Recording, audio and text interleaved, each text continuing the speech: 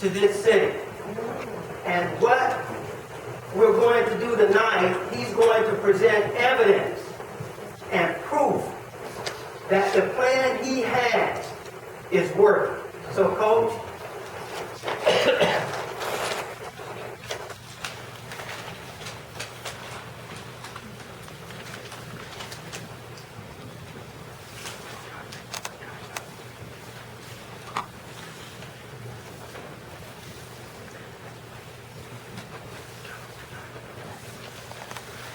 Dr. Brooks, I want to thank the Board of Education for inviting us here tonight. It's truly an honor to present our so-called evidence, but I'll call it the proof is in the pudding, because the proof is right here in the pudding, ladies and gentlemen.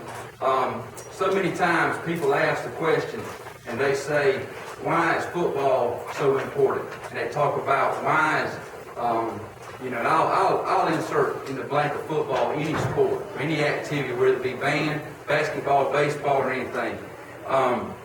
Currently, on our football team, we have 26 seniors, and we expect at least 96% of them to graduate on time in June at graduation ceremonies. And that right there is enough for me to tell you why football is important to me, and it should be important to this community for that reason.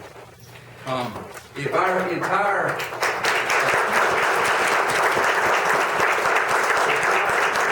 if any school in the state had a 96% graduation rate, they would be the model school, not only for their area, but for the country.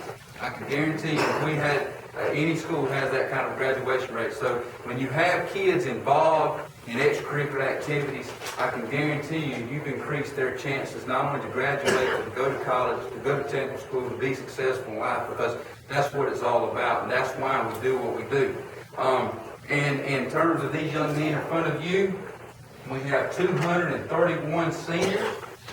26 of these young men make up 11% of our senior class, yet 20%, 8 of them represent the top 40 ranked seniors in the senior class.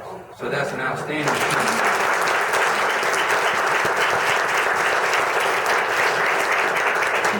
We have 5 out of 26 young men in front of you have a 90 grade point average or higher, which makes up 19% of our football team with at least a 90, or our seniors with at least a 90, and 21 out of 26 are 80 GPA or higher, which makes up 81%. So 81% of our senior football players have at least an 80 average or higher for their 4 years of high school, and we've got a couple more that are right there on the borderline that we expect for them to jump up in the 80s, and believe it or not, we got about 2 or 3 more that's right there at 89 point something.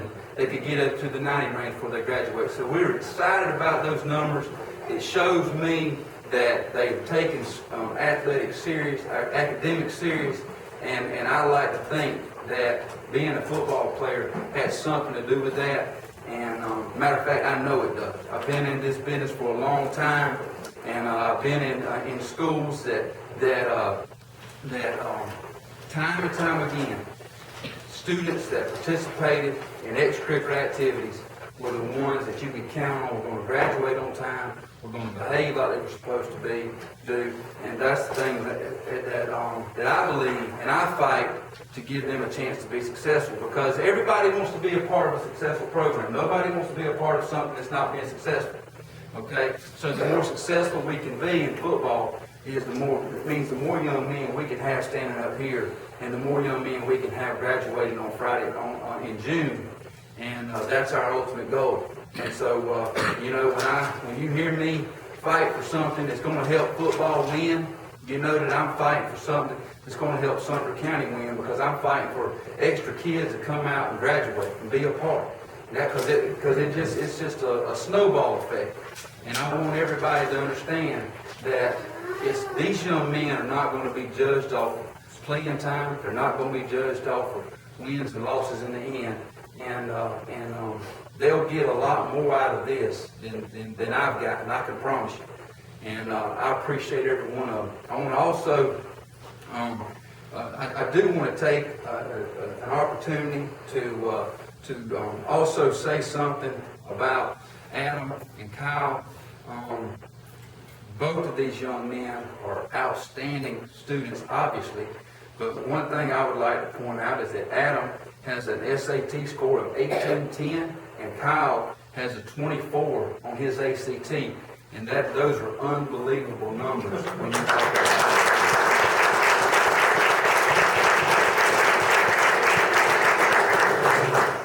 another thing that I want to talk about is a lot of people want to talk about college scholarships. We do have 2 young men right now already who have college scholarship offers with a ton left to go. I feel like we've got a lot of other young men that's going to get an opportunity. The recruiting process is a very complicated one, which a lot of people don't really understand, but kind of different tier colleges have to kind of let the big boys suffer out who they want, then they kind of go through there and everything. So sometimes it takes some time, but Jonathan Battle, everybody knows he's been offered by the University of Louisville and the University of Arkansas and the University of Cincinnati. We all know those 3 schools well. Another young man this week got some good news. Unique Crumley was offered last week by Western Carolina. This Monday, he was offered by the University of Alabama, Birmingham. I don't know if anybody, UAB is an outstanding school. It's a Division I school. It is the equivalent of the Medical College of Georgia in the state of Alabama.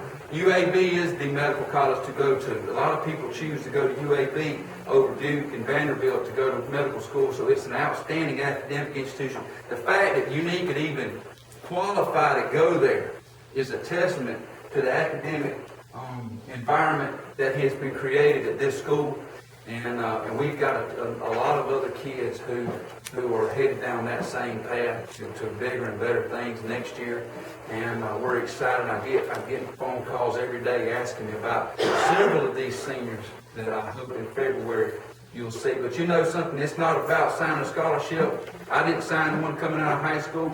I was fortunate enough, I had my grades together. I was able to go to the University of Georgia. I was glad I graduated in '89 because I got in UGA then. I don't know if I'd get in now. But anyway, I was very fortunate to be a part of that, and it helped me do what I do now. You know, I didn't sign a scholarship. I walked on the football team, and I was a glorified long snapper and scout team fullback, and I had a lot of great friendships with a lot of guys. And I can tell you right now that it taught me a lot about relationships and led me to coach. It really did. I feel like if I'd have been on scholarship and been playing every Saturday, I probably wouldn't have had the desire to stay in the game like I have. And boy, I tell you what, these young men here welcomed me with open arms, and they have laid a foundation for great things to happen in the future. And every one of them played a tremendous role in that, not just the ones whose names you heard on Friday night, because there's so much more that goes into being successful in football. You can't be successful if you're not in weightlifting and lifting weights year-round. People don't hear about that kind of stuff. People don't know about those things. You can't be successful if you're not in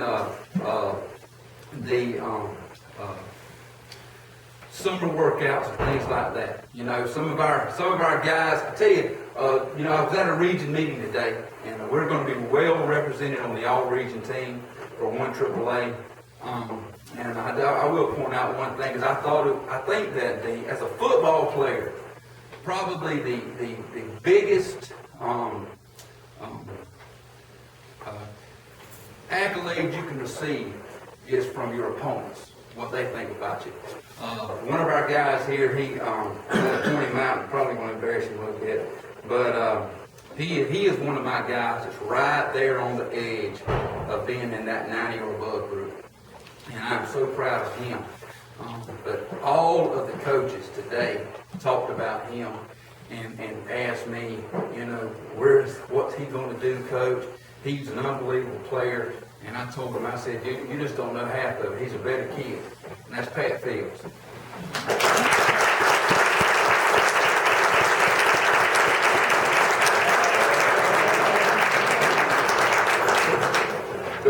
But Dr. Brooks, I want to leave you with this. I see it. You board members, only leave you this. If someone in the streets asks you why we put so much emphasis on football, you tell them, because 96% of our football players graduate. That's why.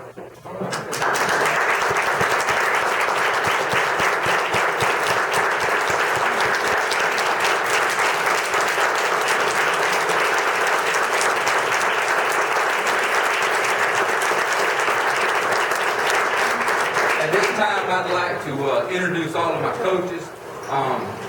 You know, I get a lot of credit for things that they do.